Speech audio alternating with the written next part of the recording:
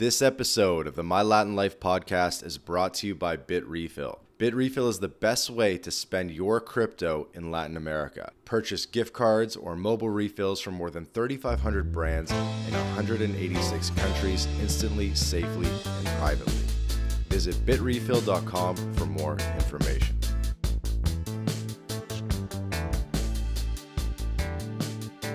Welcome back to the My Latin Life podcast. Since 2014, My Latin Life has been your trusted guide to traveling and living in Latin America. My guest today is Alex from Eco Instant. He's a Colombian farmland investor. And I heard about this guy on Twitter. He started replying to some of the tweets, and he said, yeah, I have 97 acres in Colombia. I got a whole team. We're doing farm stuff. And I was like, what? That sounds crazy. I got to hear about this. So we got Alex on the podcast to hear about his story of coming to Colombia in 2009 with 80 bucks in his pocket, and now he's got 97 acres. So Alex, welcome to the podcast. Thank you so much, Vance. It's really great to be here, and it's been really great interacting with you guys on Twitter. I personally think that if as more people figure out what we already know, there's going to start to be an exodus from high-cost living places like California, but not limited to California, and they're going to be coming here to Latin America. And, time will tell how that's going to go, but we've done it already. And so we just want to share with everybody. That's really what it's about on social media. Like, hey, there's some cool stuff happening. Pay attention, because people in the U.S. are really suffering right now. Europe, Canada, the high cost of living is ridiculous. I can't even believe it. It was bad when I left, and it has gotten insane. So yeah, man, I just want everybody listening to this to open your mind a little bit, because the geo-maxing, the geo-arbitrage is real. And you can have a really different style of life by coming down to Latin America. Thank you for that. So you think we're onto something here at My Latin Life? Definitely on to what I think could be the next big trend. When I was a kid, people said, vote with your feet. And I think they meant, like, I'm from Wisconsin, so people meant like I'm going to go to Iowa or something. But when I figured that out, like, I'm going to vote with my feet, like, and the cost of living in Colombia, I've seen some of the charts you've been posting, is one of the lowest in the entire Americas, North and South America. And it's really a great quality of life with a really minimal pension or minimal income, whether you're a freelancer or you got like a disability check. I've been trying to get some of my friends and people I work with to just move down here and be able to focus on what you really want to do, instead of not being able to focus on anything because you have to make $5,000, $6,000, $7,000 a month just to make the ends meet. And in your neck of the woods, which is the department of Tolima, Colombia, how much you think someone needs to live well per month, cost of living? It's crazy. I'm freelance, so I do different things, and I can make it with $500 a month, or even maybe a little less. The minimum wage here is like $275. And so it depends how integrated you get. A lot of people talk about Medellin, and it is obviously more expensive in the cities. We're in the northern part of Tolima. We're in El Campo. And it's just one thing I got to mention is the food. So we live where the food is grown. So the food is all high quality. The cows eat grass, and $500, $600, $700 a month, you're starting to like live like a king. You could do whatever you want. And usually what I find is what people want is not to play video games in their room. What they want to do is start a business, invest in something, change the world, live out their mission that they've always had. And so to me, it's really freeing. The lowering of the cost of living opens you up to a freedom that can allow you to take risks, can allow you to start a new business, figure out what you want to do with your life if you haven't figured it out yet. So yeah, I would say here in Tolima, it's even cheaper than Medellin. Yeah, that makes sense. Dude, you came up firing at the start of this episode. This is great. You got the pitch down better than I do. I've been working on it. I've been blogging for 6 years now, and I just started Twitter again. I said, okay, I think I'm ready. I've done some things because when we started with the farmland, uh, we were still figuring it out. What do you do with the farmland? Maybe I could talk a little bit about that. So one of the Hell big yeah, things dude. I with want to get way into detail about that. So anyone listening to this podcast, if you are a man, you probably want to own a farm, right? So we are going to get into that in painful amount of detail in this episode, just because selfishly it's something that I think about a lot and I have no idea what I'm doing. So we're going to use Alex as kind of our help here to figure out to just mentally visualize what that would look like. Because again, when I saw on your Twitter, you're like, yeah, I got 100 acres. I got workers. I guess you probably do like fruit trees. I don't even know yet, but I'm like, that's insane. How and so we got to hear the whole thing here. Okay, yeah, and it is a great story, and it's been about 10 years since we bought the first farm, and we've learned a lot. And so there are obstacles, and the first thing is gringo pricing. So it's hard when you get started to figure out how to buy land and not get ripped off. There isn't a Zillow down here, right? You can't easily, you know, scrape APIs to figure out what is the price per hectare. You got to kind of get integrated into a community, speak Spanish, or have some really trustworthy people on your side. So I will say we overpaid for the first farm, not too much, still cheap in U.S. terms, but we did overpay, and we moved here, and it was monoculture coffee. And so we got into the coffee game. We're That's learning about dope. coffee, and coffee is a fun thing. It's gotten really popular. But one thing that I had always, I was into like sustainable development. And I thought, if people in the countryside are so poor, why aren't they doing something different? So I kind of wanted to come in and figure out how I could improve it, how I could just figure out what were the obstacles. And so that got me into this space where we would buy up some farm where there was no road access.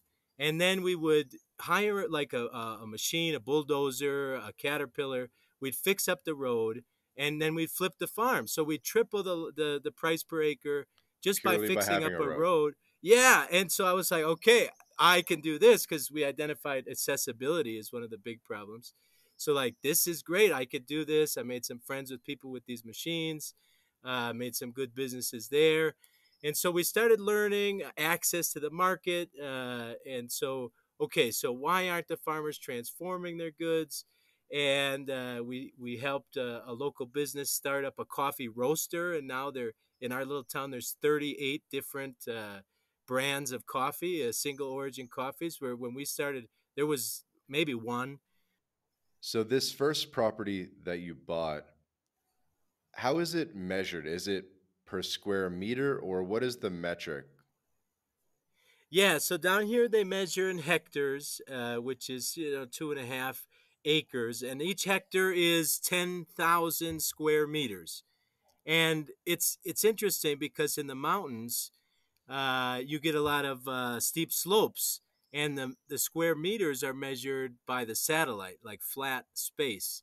So Hmm. actually, steep slope farms are bigger geometrically than flat farms. Damn, I didn't So know that. yeah, it's you got to be a little careful. A lot of people will say their farm is, let's say they'll say it's 10 hectares, and you'll measure it and it'll be 6. And that's because they measured on an angle instead of from the satellite. But it's got So to be satellite. well, that's how, right. So a lot of times, when you come in, if you actually get out your GPS and you measure it, you can get some really good prices on these steep slope farms because you say, actually, here's the map. Your farm's only 6 hectares, and farms are generally negotiated by price per hectare. Hmm. So we've been able to do things like that. The EGAC, the Institute of Geological Studies, that's how they measure it flat from the satellite. And so people know, but they'll often inflate not just the price, but also the size of their farms. Hmm. So that's another tricky point. All of this stuff we've learned over the course of 10 years, which is why I started setting up this fund where other people, I had some friends and some family members that said, well, we would like to do something like that, but you got to manage it for us because we don't know what we're doing. And I say, yeah, that's. I feel a little bit. I posted a link from Steve Irwin. He says, I love money. Money's great. You know what I'm gonna do with it? I'm gonna buy a bunch of land, and that I feel like that too. I don't need a I saw Lamborghini. that. I saw Yeah, that. I just want to buy a bunch of land, and it's this is what I love to do. So it's fun. And so, obviously the price has changed in the past 10 years, but roughly what kind of price per hectare are we looking at? So around here, it's ranging from let's say 2,000 per hectare to 10,000 per hectare. I'm talking U.S. dollars. And that's now or Um, 10 years ago? that's right now. Okay. And that's going to depend on how close you are to road access, how close you are to a town. I prefer buying underpriced properties and making them more valuable. But sometimes, I have a project here, my main project. Sometimes to pick up a neighbor's property, it's worth a little more to me because it's right next to something I'm building. Hmm. Um, but generally, you have to be as patient as you can. The Latin American people, the Colombian, in my experience, can sense if you are eager. They're going to overcharge you. So you have to be. There was a property we bought just last year. I've been negotiating with the guy for 6 years. And finally, we came to an agreement. It took 6 years, but I got the piece I wanted. And so you have to kind of play their game, right? Not play our game. We're so and clock and punctuality oriented, and they're not at all. They're way different.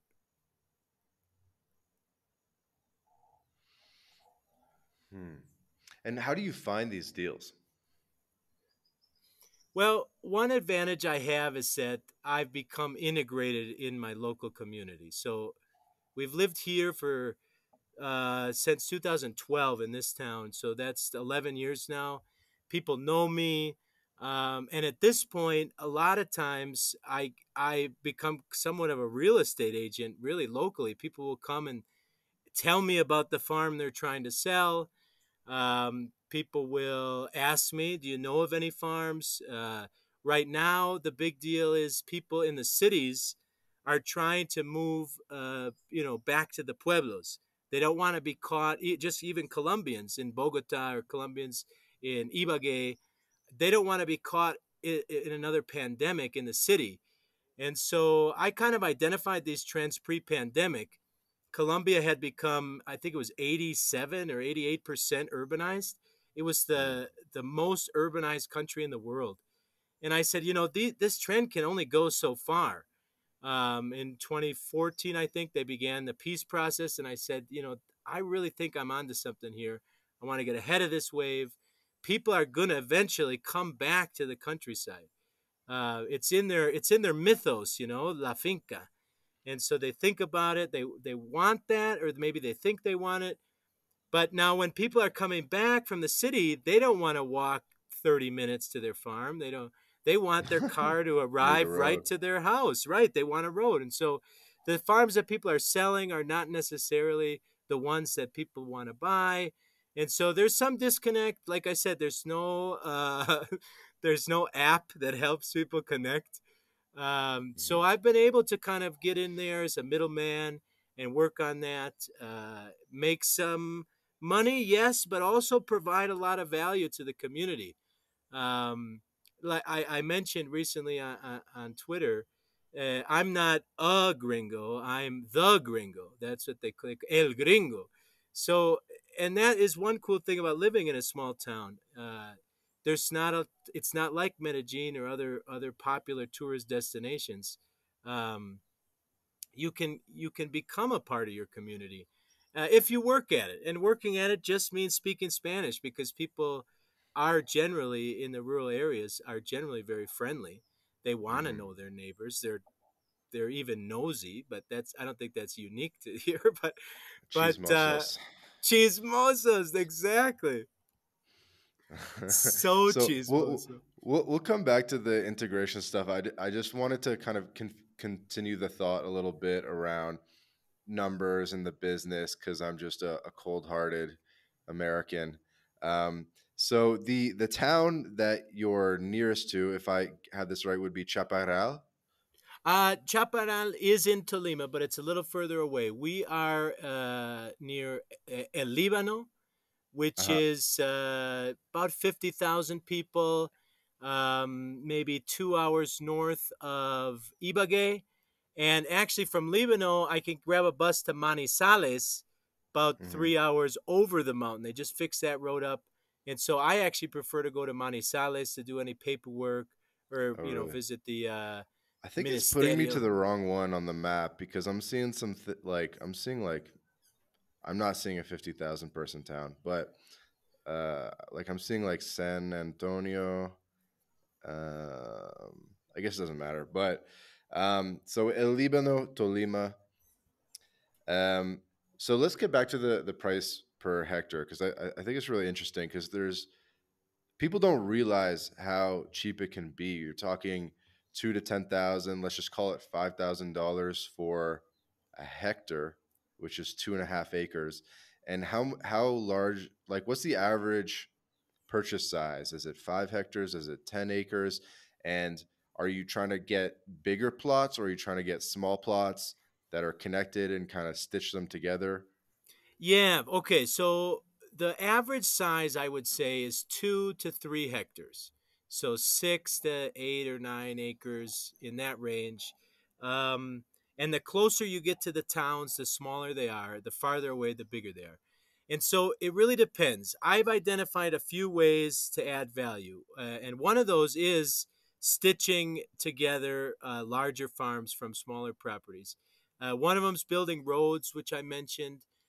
Hmm. Another one, we had one successful project dividing it up. I'd like to do some more of that. I want to kind of be careful. I don't like the current model. I mean, a lot of Colombians are doing it. They'll buy some piece of property and divide it up into these lots. And these lots are just too tiny, 7 by 13 meters. I hate that.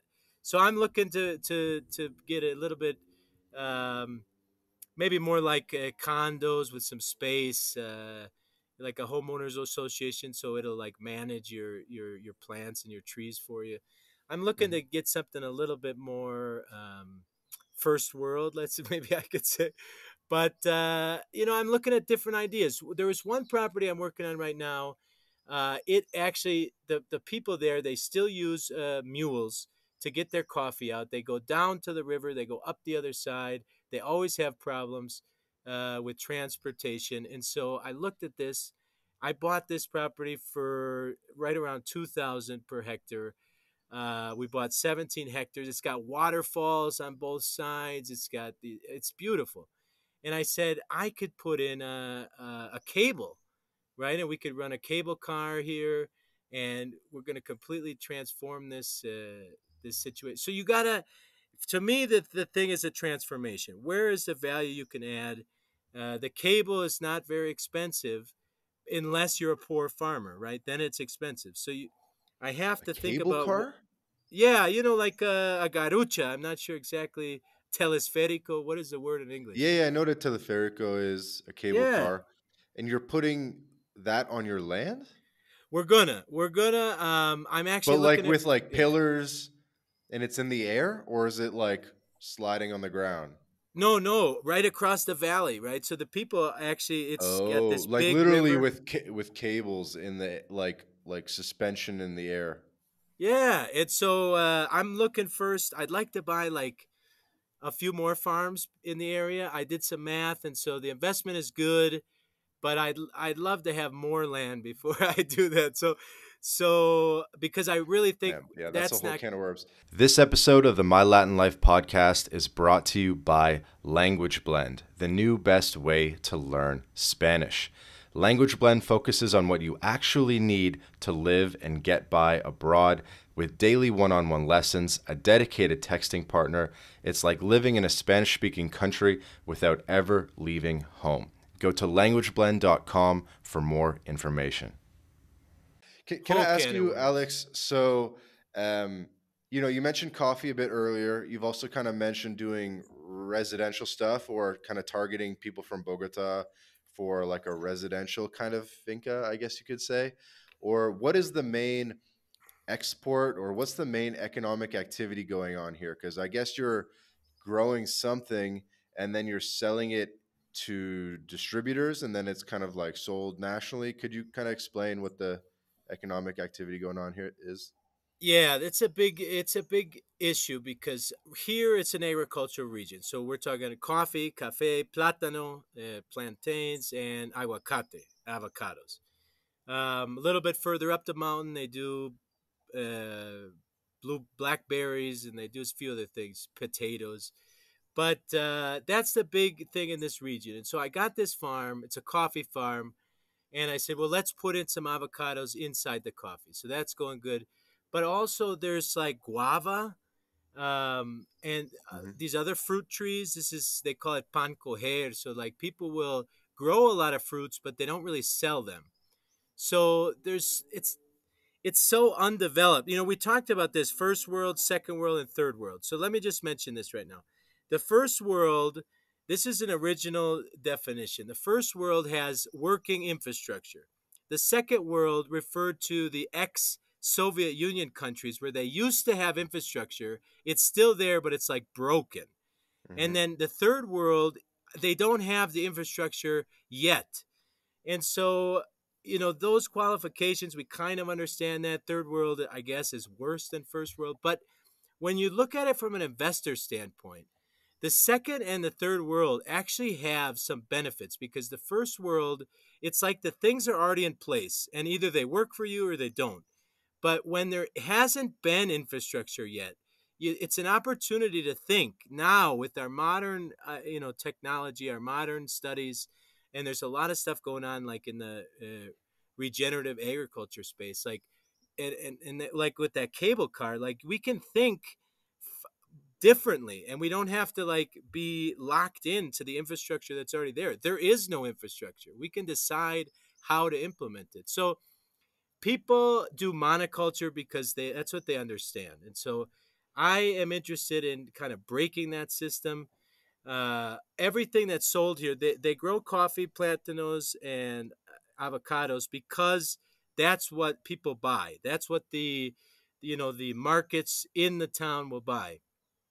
And Hmm. so I could sell flowers, heliconia flowers to Bogota. But what do I need to do that? Okay, I need to figure out how to get the flour from here to Bogota. Okay, so I need a cold truck, and so if I'm going to get a cold truck, I need to produce a certain amount of flowers to fill up the truck. So every thought about what you grow is possible. It's like a whole realm of possibilities, but you have to figure out the whole chain. It's not there Hmm. yet. Nobody's done it before.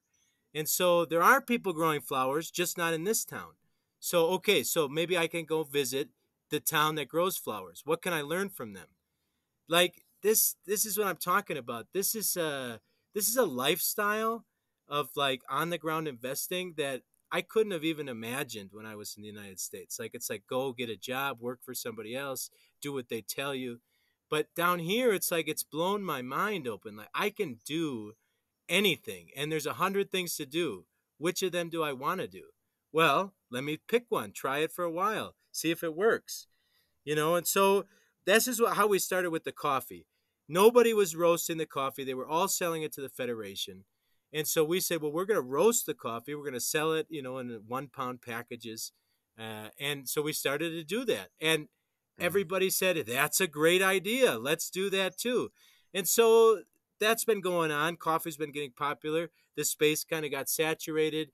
I don't really grow as much coffee anymore, but I do continue to consult with local people. This is a great idea for you. I kind of felt like the space was complicated, and we could do a coffee podcast if you want. Why that's complicated, but I started Fun growing. fact: I'm actually in a coffee region of Mexico right now, so I'm up in the mountains. It's misty, so it Nice. does interest me. Yeah. So the mountains are the best. Just for anybody who wants to travel, the let's say 1,200 meters to 2,000 meters, really anywhere in the tropics. That's where you want to be. You don't need heat. You don't need air conditioning. That's the best Hmm. climate. I mean, that's just a rule of thumb for anybody who wants to travel and maybe live somewhere. That is the best altitude to be at. I mean, would you agree, Vance? Yeah, I'd agree. It's there's less sun, I would say, which would be the downside, but it still peaks out every day. True, true. Yeah, right. You gotta get outside when the sun's outside. But you can go now. I imagine Mexico's similar. You can like go down the mountain and go to the sun or go to the beach. You can go sweat if you want. but uh, but yeah, we have here in Colombia we have a bimodal season. So I don't know if in Mexico you get like 6 months of rain and 6 months of sun, but we have 3 months on, 3 months off. So we have a bimodal climate, which I really like. Hmm. It doesn't rain too much for me to get like bored with it, and it doesn't, it's not too much summer for me to like, you know, want to go See, visit what elevation are Wisconsin. you at? So right now I'm sitting on what I call my main farm, my investigation, my research center, and we're at 1800, which Okay, again, I'm from a cold climate. I like this. I need cool, cold nights to sleep. I need to have a I blanket. know I you can't mean. sleep I in know the you hot. mean. Right. I Doesn't guess work for for me. reference, to anyone listening to this, so Mexico City is 2,200 meters. Guadalajara is about 1,500 meters. Where I am right now is 1,400 meters. So, like you definitely nailed it with the sweet spot, kind of the 1,200 to 2,000. Yeah, and so look at all those big cities. Like that's why they're at those. I think that's probably why they built those cities there because this is, if you get down to the lowlands here in Colombia, it's even stressful the climate, and you can see there's a Yeah, whole yeah, different Cartagena, all culture. that. Yeah, there's a whole different culture of people that like work in the early morning and the afternoon and spend all day in their hammock drinking beer, and even in Colombia, like the paisas, they consider those people really lazy. They have a really lazy culture, and the paisa culture in the mountains is a really relatively for Latin American terms hardworking Yeah, culture, entrepreneurial. entrepreneurial, exactly. And so climate has a lot to do with a lot of this stuff, but I would recommend people, when you say Colombia or Mexico, there's a lot of different places and they're very different.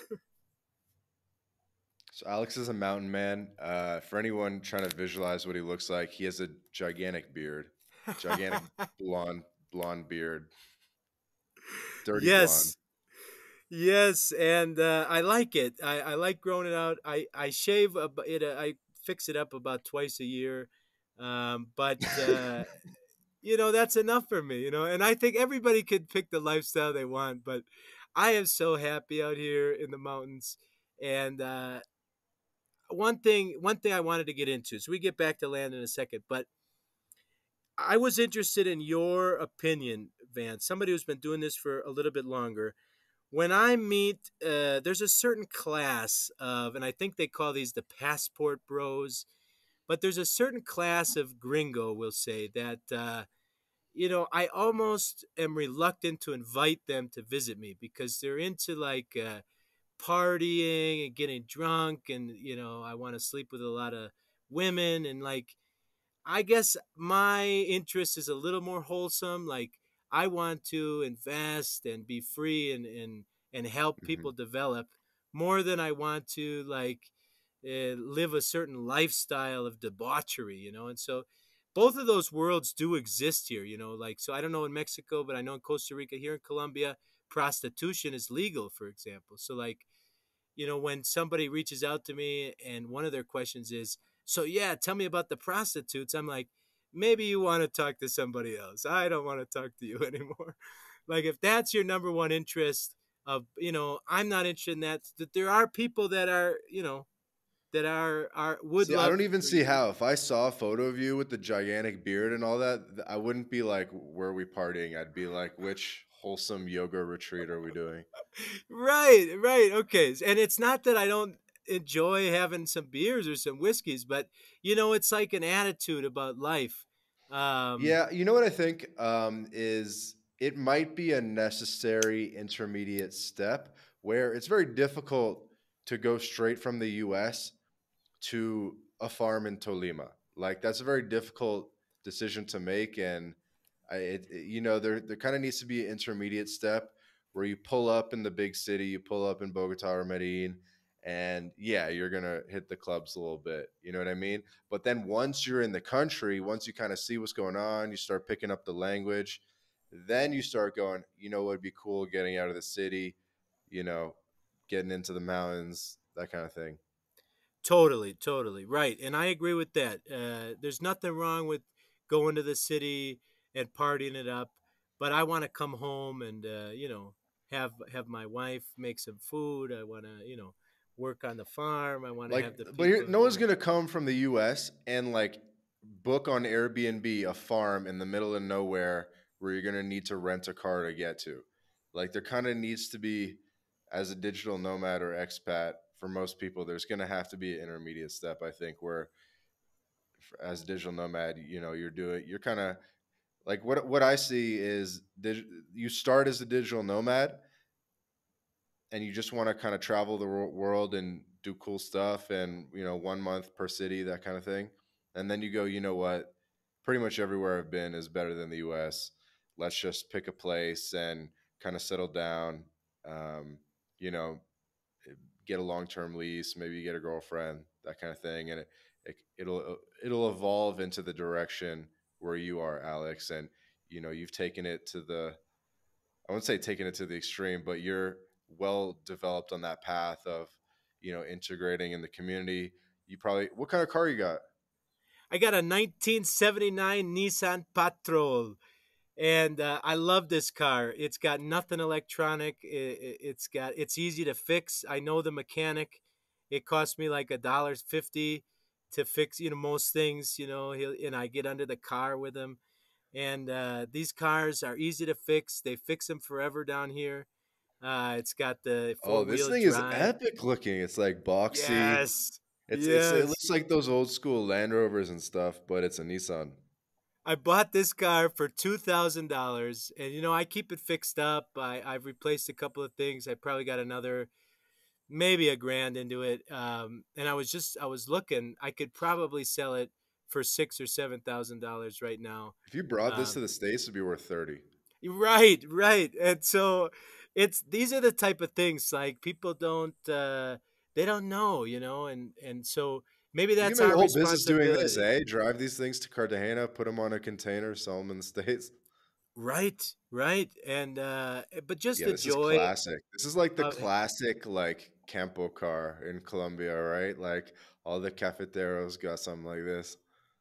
That's right. And so this car I've used to build and fix up a lot of the roads that we've been working on. So we, could put in down here. Material is a big issue. So one of the things we do is we take when people fix up their houses, all that broken fire brick and broken up cement. We'll take that and we'll take that material and we'll use that to fix up our roads. So we get a lot of times not well. Sometimes people will pay us to take the material, but a lot of times we at least get it for free, and we use that to fix up the road. And so, like, I don't know, it's like a win-win thing. I have a lot of fun doing stuff like this where, you kind of really fill in a niche. And I think you're right. You hit the nail on the head. Nobody can come down and do what I do on day one. It's impossible. Um, and I didn't start doing this. I moved to Bogota. I got a job teaching English. I didn't have any money. My Spanish was weak, although I had studied Spanish. But through the immersion process and Bogota, Medellin also really nice because around the cities there's all sorts of these little pueblos, and so you start heading outside of the city on the weekends or los puentes, the holiday weekends, and you start to get to know, and get that Spanish immersion, get out of the gringo only spaces, get out of the expat communities, and really test yourself with Spanish. Colombians, in particular, are really generous with the language. If you try, they try. And they're so grateful that you're trying to speak Spanish that they Hmm. will teach you for free. You just got to get out Yep. there and try. And so I figured it out over time, freelancing different things, translations, websites. And slowly it took me 4 or 5 years to get this, figured out and buy the first farm. But you don't get to this point without taking that leap of faith. You got to take a Hmm. leap of faith, and really, to the people in the U.S. who need $7,000 a month to live, what what what do you have to lose? Like, give it a try. It's awesome down here. Do you have kids, by the way? I have one on the way, and I would like to have 10. We'll see how it goes. Um, Sounds like Twitter. Yeah, yeah. I mean, I like the idea of kids. You actually have to, uh, you know, I didn't have any by accident, which I thought would have been cool, but I didn't. So I have to put in some work to make it happen, and so we're Okay, so working your on it. lady's expecting. Yeah, yeah, we're gonna make it happen, and I'm doing some research now. I have to like prepare to make sure. One thing I know you mentioned a lot is healthcare. Um, I want to make sure that you get the right healthcare. It The healthcare system here is different than in the United States. So basically, whatever you want to do, you could do. You could just go and pay for it. Out of But pocket, yeah. if you go into the regular system, they'll tell you what you need to do. So I know there's a lot of stuff about you know the right way to have kids, and so I'm doing some research right Yeah. now. You'll be fine. All right, all right. I just wanted to Yeah. get a feel for this your situation. Um, can we please just keep talking about land because it's so interesting to me. Uh, um, okay, so you're buying these farms that are on average 9 acres, 3 hectares, let's say. So you're saying 4 grand to 6 grand per, or 3 to 10. Let's just call it 5, 6 grand per hectare. So you're investing about 15 grand per purchase. Yeah, I mean averages are kind of misleading, but yeah, yeah, it depends on the project. I Okay, what's try to the be. upper bounds? Yeah, okay, let me think here. I did buy recently 3.5 hectares, and it cost me 20. I'm just mental mathing here. The exchange rate about 27,000. Okay, Um, so that's pretty close here to the town, which is where I've been focusing my efforts recently. I got this area that I really like. We're still fixing up the road, so the prices are still kind of cheap. But I think it could be like, it could be a barrio of the town in the future. oh, it's that close. You could make it like a commute, like a, yeah, like a suburban community, Yeah, you think? a little suburb outside of the city, but like Uh-huh. right outside of the city. So Gotcha. that's kind of where I'm focusing my effort. Maybe now I did buy some cheap ones at some time, but I think right now I'm focusing more on the 6,000 a hectare, let's say. Um, Higher it, quality, closer to stuff. it all depends, right? Because there is time. Time has been a challenge for me, and we can get into this. So, like, okay, you buy a farm, it's got coffee on it. Yep. What most people will do who've gotten to this point is they will hire a local to manage it. Yep. And that has some challenges to it. And we've learned all about this. So um, local people know how to do what local people have been doing, and that's monoculture. And so you'll have a plan, you'll make a plan, and you have to buy so much poison and you have to buy so much fertilizer, and they do the thing. And coffee, coffee produces, and then you got to split the profits with it, and that's if the coffee price is good. Because if the coffee price is low, the administrator might say, "Hey, I need more," or even, "I need you to give me some money during the low time." So all of a sudden, the people have this farm, and they're thinking like, I'm not making any money. This farm is costing me money. It's like a hobby now. And so maybe the land price goes up, but while you have this maintenance cost now because, you're kind of running it and you got to pay the guy. You got to make sure the guy doesn't like steal from you. You got to make sure he's trustworthy. It's not always easy to find a guy if you're not integrated in the community. I know some local people, this is their biggest problem. Hmm. One of my neighbors has gone through four different administrators in the last year, and one of the things they say locally is nobody wants to work, and it's like, well, that could be true, but basically the monoculture system is broken. So one of the things we've had success in doing is trying to transform the systems, and we're training our own people. So we try to get uh, people that have some experience in farming, but not a ton, and we train them. And so when we train them, we're teaching them how to do something a little bit different. And we do pay them a little bit more than the average wage, but again, the average wage is so low. And so one of the things that I'm working on right now is actually fence posts. So people here, they cut down trees. There's some eucalyptus crops for fence posts, but mostly they're going into like scrub forests and they're chopping down trees to get fence posts. And there's always a demand for fence posts. So I started cropping fence posts with some native trees. And that has gone really well for us. And people are like, they're getting it. Like, oh yeah, fence posts. I know where to sell those. And so we kind of changed the model. We train our own people. And one of the things I'd like to do is to kind of start a school. And so that'll be the next 10-year plan. But that is really challenging for people when they try to go in this direction. It ends up being a hobby, and maybe if they sell the land, they can recover some profit because land prices have been depressed in Colombia in the countryside, and they are going back up again. Hmm. But our goal is to be able to realize profit before you sell. I mean, selling is good and you can flip, but wouldn't it be great if we could manage these better, Right. Income employ a whole producing. bunch of people, and be producing? So that's kind of our goal. Hey guys, quick interruption to tell you about BitRefill. BitRefill is the best way to convert your crypto into gift card balances. These are gift cards that you can spend at hotels.com, Airbnb, Nike, and many more. You may remember Joel Valenzuela, previous podcast guest. He's been living on crypto exclusively since 2015, and he's a big consumer of BitRefill. And so I asked Joel, I said, what do you like most about BitRefill?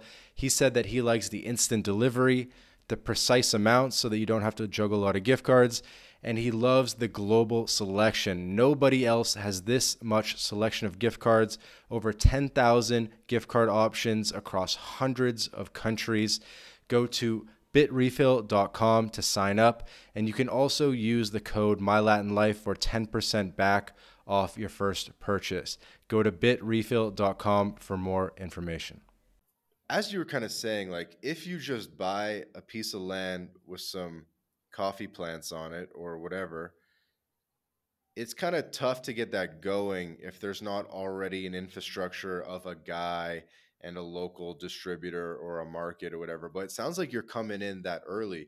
I was almost thinking you'd be buying maybe like existing functional farms off of other people based on like the EBITDA or the net profit type of thing. But you're more getting in at a lower level where is it like raw land? Is there just like maybe one small dingy building for the caretaker on the land, or like, you know what I mean? Like how functional do you look at functional farms, or is that too big a scale or too expensive and it's better to go for these sort of semi-developed or undeveloped pieces of land? Does that make sense? Yeah, it totally makes sense, and that is an important consideration. One of the farms I recently bought had 17,000 coffee plants on it, and so it is something, and so that provides me some income. It is more than the administrator needs, so I've got an administrator there. He's doing the coffee, and he gives me some money back. So to me, that's great. But these earnings, when you calculate it out with coffee on a small scale, especially, we're talking like 30-year turnover. It's not like a rental property, it's low. So, like, it's not even very attractive in that sense, to me at least. Um, so the coffee's like, it's nice, but it doesn't, like, if it doesn't have coffee, that does not deter me. So I'm happy. The yield's not high on Yeah, coffee. and why is that? So I mean, the reason that is because, and so you can look into 30 or 50 hectare farms where they are maybe producing a reasonable standard of living for the owner, um, but that's on a scale, right? On a small scale, the coffee basically is able to pay the guy that works it, right? It's a small scale setup. So for it to pay more than that, right, to give you some back, because you've got to put the guy there to work it, you have to get to a certain 10 or 20,000 coffee plants and well managed.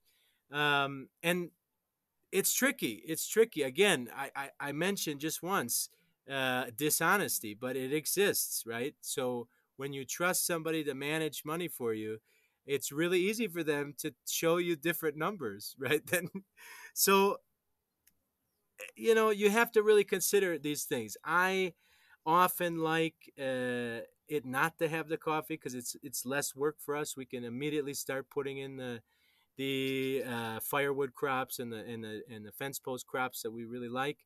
But Mhm. coffee, again, coffee does provide some money, and it's a good crop. I love coffee. I love. And so I'm in an addition addict. to the yeah, I'm drinking coffee too.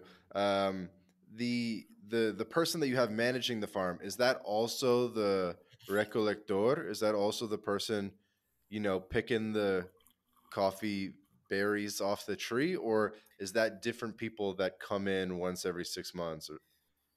Yeah, right. So picking coffee is a lot of work. It's hand picked here in Colombia, and so what the administrator does is he hires people at that time. It's even to the point where he could uh, theoretically pick all the coffee, but because it all comes in at the same time, it would be falling off before he got to the end. And Hmm. so he might only need to spend. mm, 3 or 4 months out of the year on that farm, right? My administrator has his own farm. He's a neighbor of the farm, and so he Hmm. manages his coffee and my coffee. But so it's not his full time job. But when it's a full time job, it's a full time job, and he brings in 5 or 6 people, and to Right. manage it, to To pick it all harvest. fast, right? Because when those things start going red, you got to be picking them, or they get sobre maduro, they start falling on the ground. Yep. Overripe. Mm-hmm. Okay. And so you find coffee to be, a little too intensive or just not worth the money. And so that's why you're kind of moving over to other crops like the firewood trees and so forth. Let me tell you really the original reason I stopped with coffee. We were roasting, we were packaging, we had our own coffee, we were exporting, and they started to the government, I guess you could say, it started this, it seemed like it was getting trickier. They kept changing the rules, and it was getting, well, I think this is like 4 or 5 years ago now. They declared that coffee here in Colombia is patrimonio del estado. It's Cultural heritage, basically. cultural heritage. Yes, so they charge for exporting. They charge $1 a pound, and it goes to the Coffee Federation. $1 a pound for roasted coffee, and $6 a pound for unroasted coffee. And at that point, I threw up my hands and I said, you know what? I'm going to grow something that isn't, belong to the So that doesn't regulated. belong to Yeah. the government. Um, and so that's when I kind of moved more into consulting. I help local people do it. I'm happy to help, put them in contact with anybody I know in the United States, because I wasn't doing it on the scale necessary. It was always kind of a hobby for me. It was always kind of a and coffee for me, because I'm into all the different permaculture, environmental things, the polycultures. Um, and since I did that, I've been so much happier, because when you get into the realm of government, it just gets tricky. And so there is some sort of independence here. The federal government is far away. We say in la otra cordillera, and the other mountain range is the government, and we're here, and they can say whatever they want, but we're over here. Come and get us. And they don't. They don't. The enforcement doesn't really make it out here. But when you start trying to export, you do have to go through the bureaucracy, the Hmm. aduanas, the customs, and all that. And so I started looking into how I could strengthen local markets with some crops, and that has been a load off of my mind. As we scale this up, which I will continue to do, it's my life's work. Obviously, I'll be able to bring in somebody who's an expert in that, or team up with somebody who's already, has that solved. But one of the challenges is, and this is true for any small business, it's hard to become a master at everything. I'm really good at what I do, but now I have to learn another thing. Maybe I could be good at it, but do I have time to be good at it? So that's tricky in whatever you do, but especially I would say with my particular project, investing in farmland. Now I have to be a marketer. Now I have to be a customs agent. Now I have to Right. learn about laws. I have to be a lawyer. I don't have time. Ain't nobody got time for that. I get it. So I guess you probably have learned a lot about how to export coffee. Have you learned about maybe how it works on the US side, like how to get it in the country, pay the tariffs or whatever, sell it in the States? Yeah, yeah. And so this is where I say that coffee is a really competitive space. I don't know if it's saturated yet, but it is very competitive. In the States, they want the unroasted beans so they can roast it, which also happens to be the highest fee for the Coffee Federation.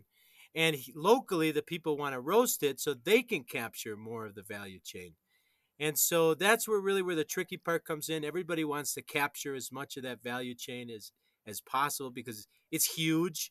If you look at like the price people sell beans for, dried beans, unroasted, to the Coffee Federation, and you take that down to a cup of coffee in a cafeteria, um, it's enormous the amount of value that is there to be captured. So everybody wants Right. to capture as much of it as possible, but there's a volume issue too. So if you get in with a roaster, okay, I'm going to send you unroasted beans. You like what I do?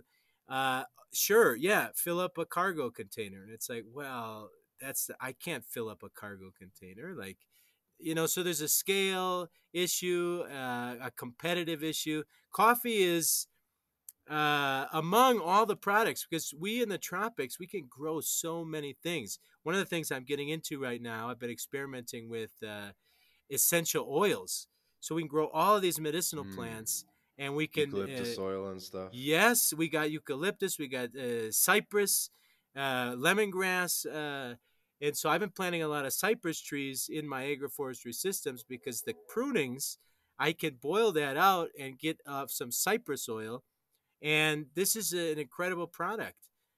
Nobody's doing this. Well, not nobody. Somebody's doing it, but it's a really under competed market where maybe my time is better spent. If I've Makes got sense. 100 things I can grow, why should I be worried about coffee, which is like the most saturated market of all of them? So yeah, it makes sense. Even avocados is growing a lot in Colombia because to compete with the Mexican avocados, but the USA cannot get enough avocados. There's just so much Right. demand. Unlike coffee, there is a lot of demand, but it's getting into like specialty niche Right. So we and can move on from coffee. I do have one final question that I'm very curious about. So is it weighed per kilogram or like per big burlap sack? And how much does the big burlap sack cost or the kilogram cost? okay. So yes, there is a price per kilo, but also a price per the big burlap sack is an eighth of a ton, and that's called una carga. Una And una carga. carga is an eighth of a ton, 125 kilos, and that is the amount a mule can carry. La carga, right? So it's two sacks is la carga, and the burlap sack is a half a carga. Okay, so that's 62 and a half kilos. And the local producers, that's what they talk about. They talk about el precio por carga. And so it could be, well, anyways, in Colombian pesos, it could be, a million, a million five, 2 million pesos por carga. And it goes up and down. And you can sell kilos as well. You know, Okay, so a 18,000 million pesos per kilo. to USD is like $250 right now. Yeah. So I think, $250 for 185 kilos. yeah, I think right now it Unroasted. might be 350. Yeah, it might be 350 unroasted. I think it's 1.4. Last I think yesterday I checked. Um, Incredible. And what are you paying per kilo of roasted over there? Here it's like, I think it's like 280 pesos, which is like $15. okay, let me think here. I pay, uh, I would say spot on about $5 a pound for the good stuff. Per You could pound. But get it's not cheaper per pound, it's stuff. per kilo, right? Well, okay, so when it's roasted, they package it up, right? Yeah. So I buy, from the local coffee roaster. I buy coffee from local farmers, and I buy it in a 1 pound presentation, roasted bean coffee. So Okay. maybe I could get it a little Pound for five cheaper, bucks. but I'm supporting my local people. Yeah. Okay. I think a kilo is like 2.4 pounds. Anyway, it doesn't Yeah, matter. 2-2, yeah. Okay. Okay. That sounds basically like what I'm. Because Oh, that'd be like there is 12 bucks something for here. A Colombian pound is half a kilo. So that's really 1.1 pounds. They call 500 that grams. yeah, 500 grams. I don't know if do they do that in Mexico? They call that a Yeah, it's pound. 500 grams or a kilo. We don't call it a pound. Like what? They call it a libra or Libra, una something? libra. They say, well, this is a libra americana is 454 grams, Okay. Yeah, I think a half kilo here, 500 grams would be, is like 130, 140 pesos, which is like $7 to $9, depending on the exchange rate. Yeah, that's pretty good. And you think about it. I mean, in the United States, That's roasted, excellent quality. right. I was in the United States. I went to Costco, and so this is an example just to put the nail in the coffin of coffee. I went to Costco and they've got this Jaguar coffee from Costa Rica. It's got all the rainforest stamps and it's the best coffee, and it's $5 a pound. And they sell it in 3 pound bags or whatever at Costco. And it's like, okay, this market is so saturated. Everybody in the world wants to sell their coffee, and even some special coffees now are 5-6 bucks a pound in the United States. So Jaguar. yeah, Makes me laugh. Jaguar. It makes me laugh. So true. Like little frog on it. Yeah, the Rainforest rainforest. certified. And that is the biggest scam. Man, so we learned so much about coffee. Like that rainforest, I called them up and I'm like, hey man, I'm doing all this cool stuff. I meet all your requirements, ecological requirements. He's like, oh, that's great. Send me $2,500 and I'll give you the stamp. And I'm like, wait, what? I gotta pay? And he's like, yeah, yeah. You send this, and every year you pay me $2,500, and I'll give you the stamp. And I'm like, don't you want to like visit me? And he's like, no, no, no, I believe you. And it's like it's the biggest Wow. scam in the world. It's just pay money and then you get this little frog on your bag. It's so dumb. Hey everybody, hey everybody. Quick break from the podcast to tell you about Language Blend, the best new way to learn Spanish.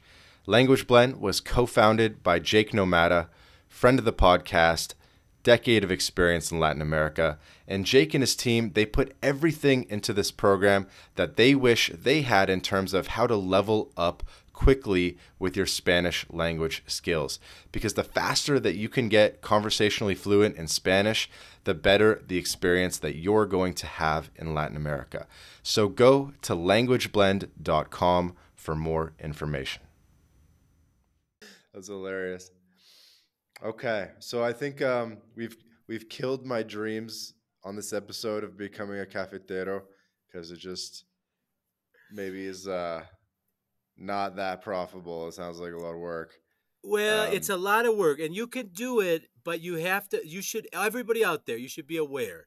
The money's in the roasting, and if you got a cousin that's in the roasting business, maybe a coffee farm is a really good idea.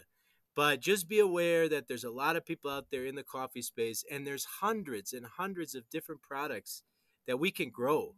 mhm. And if it's less, like on That's a the good point. internet, your So, niche, so find a that niche. same land, I was going to ask this. So, sorry to interrupt. I'm doing a bad job today, but I'm just so excited. Um, so that same land that you're assessing to buy, right? Can it basically grow anything? Can you look at the same plot of land and say, this could be coffee, this could be platano, this could be eucalyptus, this could be berries, or maybe berries is different, but like you can take that same plot of land in Colombia in that sweet spot elevation and grow lots of different stuff, right? Or are you looking, or do you have to change the characteristics of what type of farm you're buying? No, you're exactly right. It's not everything. So, like mangoes need hotter weather, and figs need colder weather. And so there's ranges for all these crops. But yes, I could grow blackberries. I could grow avocados. I can grow bananas. I can grow coffee. I can grow 100 other things. And I just have to decide, what do I want to plant? Almost everybody from the lowlands to the highlands grows corn and beans, and so some of these fast crops, they even plant them in between the coffee rows. And Mm, so, like, what perennial do I want to plant? And then I can crop, even intercrop between that, whatever you want. And so one of the things we're working on is these flowers, heliconia flowers. yep. Um, these go up to 2,500 meters, all the way down to 600-700 meters. So the whole range of land that I'm looking at, I could grow these heliconia flowers on. And so it is like what you say. You could pick whatever you want. You don't even have to change much.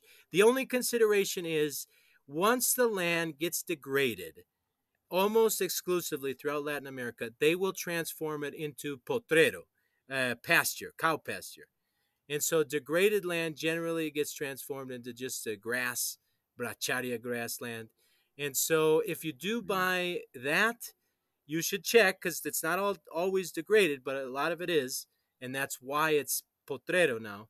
You may need to do some things to build back your soil quality and soil fertility, which again in the tropics is so fast. It's not like in Wisconsin where you got to like spend years to flipping your compost pile so it degrades. Like I pile up biomass and in 3 months it's like black earth again. This is so fast in the tropics. So safe to say you're all about plants, like you're not getting into what do they call it? Ganaderia and livestock and stuff like that. Ganaderia, yes. Well, okay. I've done sheep. I've done goats. I've been focusing a lot on steep slopes, but a little further down the mountain, with my wife, we put up a tree nursery, and we're working with the ganaderos to we sell them forage trees, so local trees that fix nitrogen and the cows eat. So we're helping them transform their cow pasture into silvopasture, cercas vivas, living fences, and that sort of stuff. I have my eye on some land down there too. Um, but if there's a saying we say here in Colombia, si haces una cosa, no haces la otra. So I also have to be a little careful not to uh, tap myself out. I can't buy every Right. piece of land I see. So I try to be very careful. How much can I really manage? What are the real opportunities? How fast can I make the money back or make a profit, a cash flow on this? Like I said, I'm almost to 100 acres, but I'm not rushing to get there. It'll come. It'll come over time. I just, it's so exciting.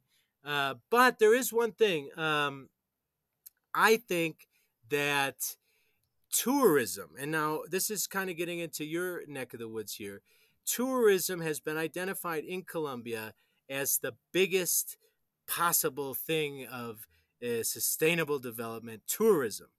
And Hmm. so I have thought about tourism both ways. I've thought this is silly and I've thought this is kind of good. and I've been hired before as a simultaneous translator. But my real belief is that tourism can only be an also, right? It can only be and tourism, because if Right. if the local community doesn't have a culture, if they're not doing something already, what are the tourists going to come to see? Unless you buy a waterfall. Well, that's right. The waterfall speaks for itself. That's for sure. But it's like tourism is good. It's a good also thing. But you have to think. I don't know. I don't know. People are probably going to get into this space. They're talking about tourism, and there is a certain appeal to it. Bring the people in 1 week, 2 weeks, show them around, get them out of here. But I don't know. And then the long term thing, I think there's a lot of space. This is a niche. So people out there who are kind of interested in this, there's a niche down here for people to get involved in participating with the local community, supporting tourism, but also supporting development in other areas, right? Food, Hmm. agriculture, but even mining. I mean, there's different things that can be done.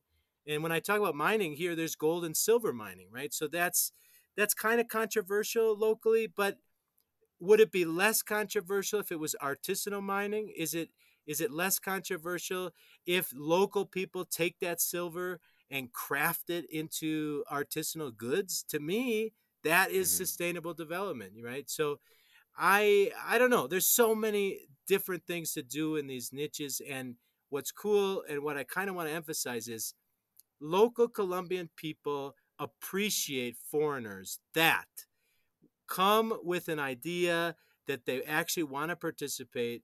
They want to maybe learn the language, but they want to help them develop, right? They have this idea that the white person means civilization and development. And, okay, don't excoriate me. I learned this from local people.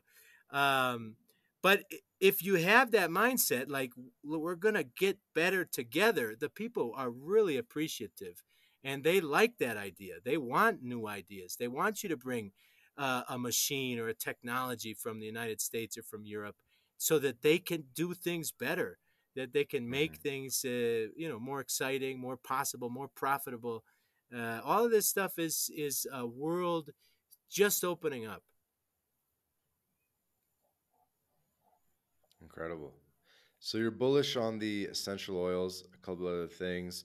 Um, I wanted to get one thing clear. So are you typically now, I guess, like, 10 years into it, you've learned a lot along the way. Are you looking for things that you can export internationally, or are you looking to basically just sell into the local market and not have to worry about the the aduanas? Yeah, I recently, or maybe the last 3 4 years, I did make that decision. Like, okay, I'm going to focus on the local markets. Um, and so here's the thing: you need investment to do anything, right? So you're going to invest to do this thing. Okay, so I'm going to invest. I'm going to plant some lemongrass. Hmm. Now I'm going to invest in a machine to transform that into essential oils. Okay. Now I have a product, I can sell it and get money. Or I can invest yet again in getting it certified to sell it internationally.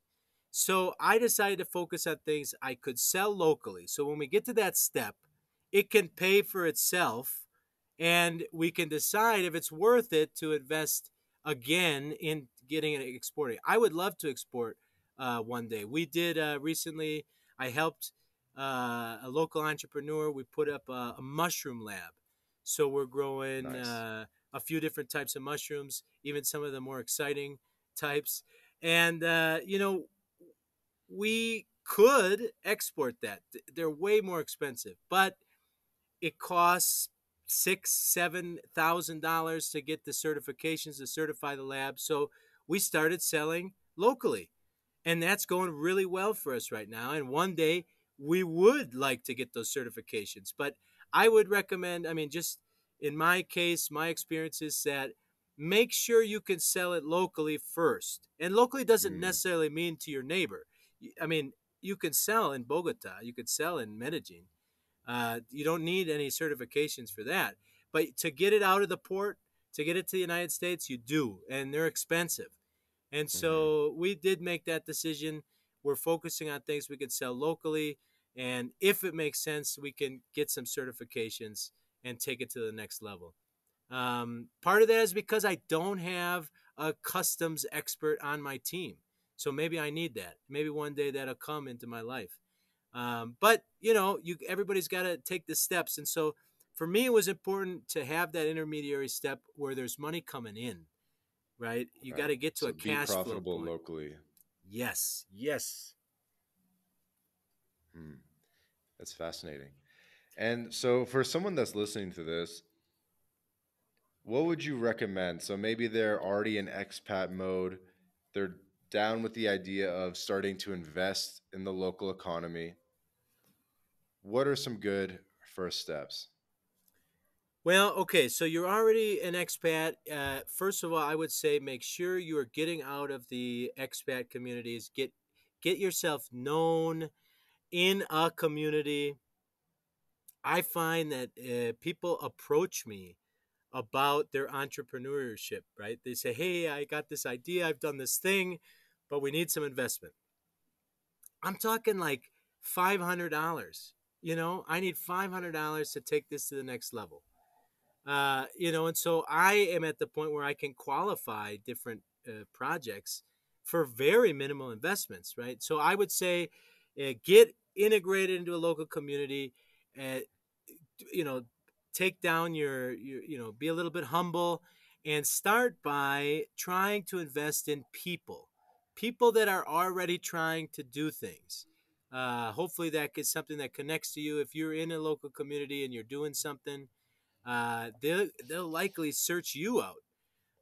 And so try to get involved with your local community. Start small. Start small. There are so many obstacles. Like we've been talking for an hour, but like I could go on and on and on and on about all the lessons I've learned. And how do I learn these things? Through failure, through losing money. And so, yes, we've had some success, and it has been more than the failure. But failures are come through losing money. So start small, invest in local people, small amounts. See if you can help them. Do they have a product? What do they need? They need a little machine. Get the machine. The machine backs up the loan, right? You're gonna get some equity or get a loan, but the machine's yours, right? This machine is mine. If it doesn't work out, I'm taking the machine home with me, right? So you got a little collateral there, and then help them. Use your social media presence to try to sell their product internationally or locally. Try to get involved on a small scale, continue to learn Spanish, continue to learn the culture, and get integrated. That would be my advice. Or team up with other people that have more experience than you, whether they're locals or internationals. Get integrated into a community, and the more you can integrate, the better, because going it alone is the best way to reinvent the wheel and learn all the lessons that we've already learned. You're going to learn them all by yourself and lose money and all that fun stuff that we've all been through. Makes sense. Makes sense. Don't do it alone. That counts for the investment migration people, for people trying to do residencies yourself instead of just hiring someone for a couple $100. Um, anyway, so Alex, people can invest with you. Yes, they can. I'm working on. So I just got on Twitter. I'm kind of finding my niche, and I realized, wait, I have a product. I have people investing. We have a Colombian business. We have it all set up. We have stock in our company. It's a fund for sustainable development. Mostly, what we're doing right now is real estate, but I'm interested in expanding it to the other things. Um, I haven't found the best way to integrate this local entrepreneurship yet. So right now it's only real estate, the fund. You can DM me on Twitter at EcoInstant. Reach out to me. I'm still putting together my marketing funnel. I'm putting together, but I got the website on Twitter. You could check it out, see what we've posted. I've got like 6 years of blog, so you can like see what I've been doing. And yeah, reach out to me. I'm still working on getting it to be super Twitter professional and funnels and all that stuff. I'm trying to learn a new. And if you are like a marketing guru and you want to like help me figure it out.